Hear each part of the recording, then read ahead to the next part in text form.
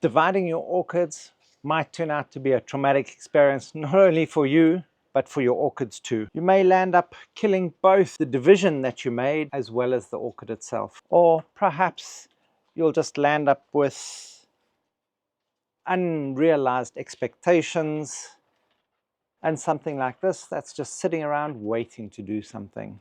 You might be even lucky enough to start getting new growth, but not very much else. But if you know what to do or how to look after your orchid, you can get much better success. You can start getting those results that you're expecting and that you are hoping for.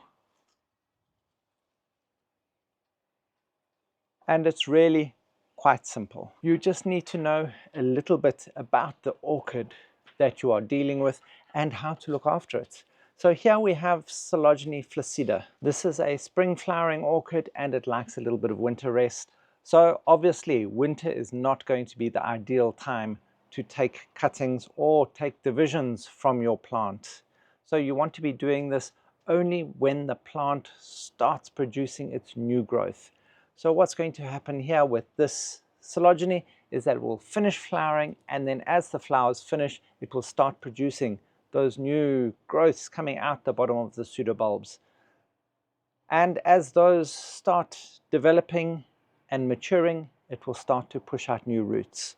So really what you want to be doing is dividing your orchid as those new roots start appearing. I know you've heard this a million times before, but I'm sure we're all going to be telling you a million times again, because that's going to be one of the most important parts to ensure that you get the best growth out of that new division that you've taken off your orchid. But this isn't the only factor that you have to take into account when dividing your orchids. Also look at the orchid itself. Look at how the orchid is growing, and also you need to understand how many of those divisions that you can make out of a single orchid, or how many of those pseudobulbs that you need to keep on each piece.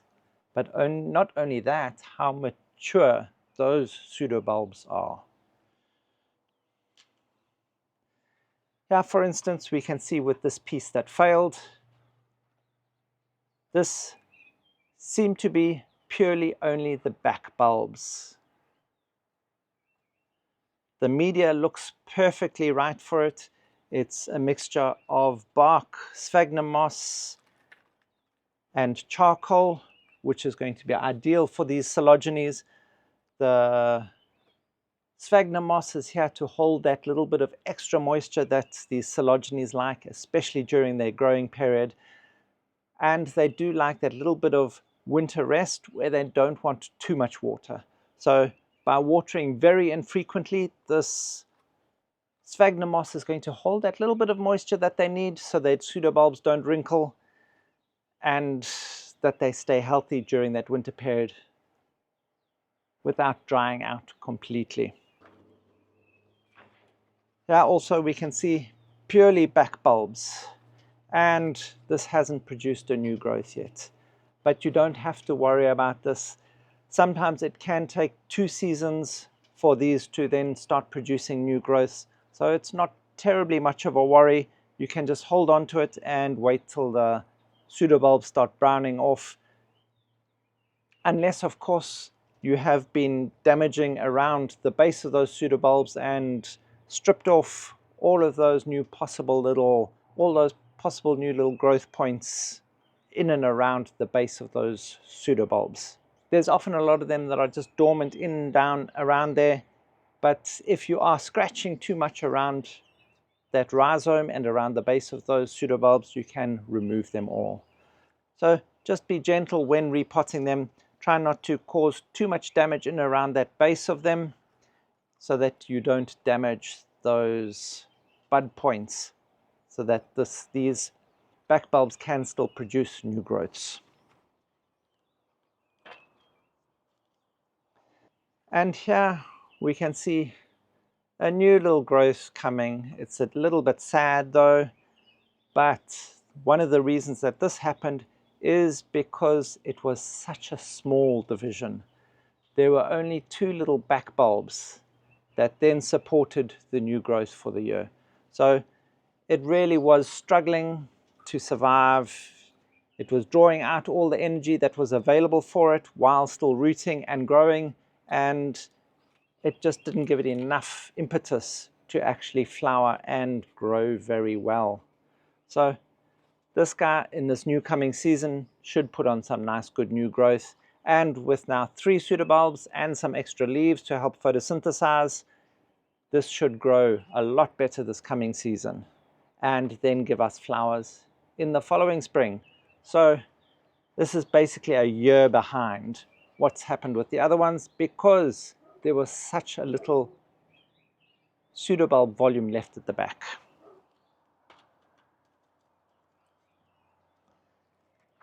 Now let's have a look at these, the ones that did flower this season.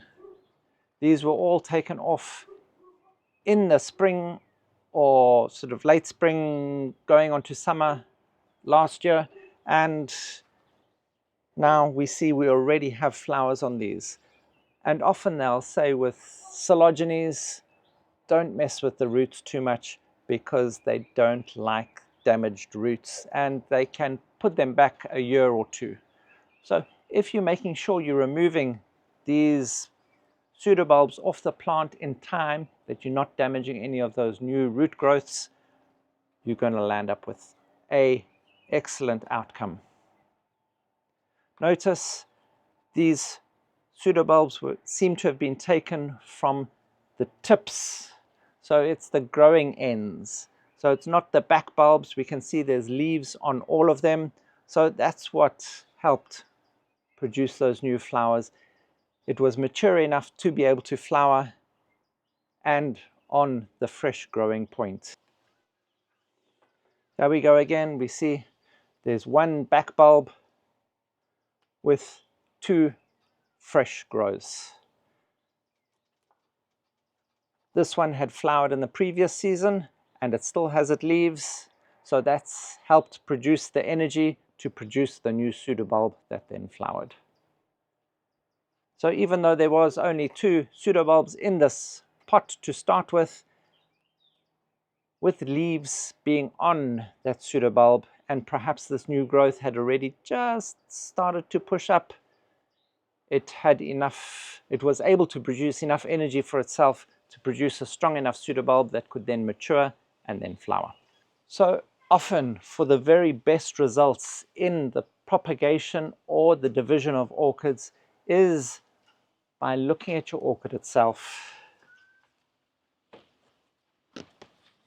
going in, finding where the best point to remove the piece that you want to take off. Remember, you want at the very minimum 3 pseudobulbs. That's going to give enough energy for the growth of the new pseudobulb that's going to be coming out. Remember, you want a very minimum of 3 pseudobulbs. That's to give the new growth enough energy to keep growing, as well as keeping that plant alive while it is setting a new set of roots, so that those roots can then start taking over some of the energy requirements for the new growth that the back bulbs are supplying. Also remember, the front running section of your plant is always going to be the strongest. So if you're removing a section, the leading end is what is going to give you the best results. The back portions and the back bulbs can still reproduce new plants, but remember, it's going to take a lot longer. And if you want to ensure that you are getting flowering in the following season after division, then try and take as big a piece as possible. So you're looking at between 4, 5, possibly even 6 of those pseudobulbs, so that your plant is going to be strong enough to survive. Remember, try and damage the roots as little as possible, especially with something like a phylogeny. And by doing it at that point where those roots are just being formed and starting to grow is going to be the ideal point, because even if you are damaging some of those older roots, it's going to be fine, because those new roots are going to take over the processes that the old roots would have done. Dividing orchids is fun and exciting, and it gives you more plants, but just be aware that you could possibly kill both the new piece that you took off it, and the plant that you took it from if you're not doing it right. Learn about your plant, learn what media it likes to grow in, learn what climate it likes to grow in. Get all the basics down pat before you start getting in and chopping up your orchid. And remember, the fewer pieces you divide your orchid into, the happier it's going to be. The larger the number of pseudobulbs, the stronger your plant is going to be, and the more likelihood it is going to be able to flower in the new season. And also remember, if you're wanting big plants like this, dividing them isn't your best friend. With orchids, division can equals multiplication as long as you stick to the golden rule of subtracting large enough parts. That's the math lesson for the day. And here we're dealing with Coleogyne flaccida. And if you're unsure of what orchid you have or how to treat it, remember, check down in that Buy Me a Coffee link there. Ed has posted up over 100 different articles, all orchid related, to help you on your orchid journey so you can understand your orchids better. That will help you with this division of them too. So go check out that Buy Me a Coffee link in the description box down below. And thank you for watching. If you found any of this information helpful, please hit that like button, hit that subscribe button, and that notification bell, bing bong, to be notified of all our upcoming content so you don't miss out on a thing. Help us grow as we help your orchids grow.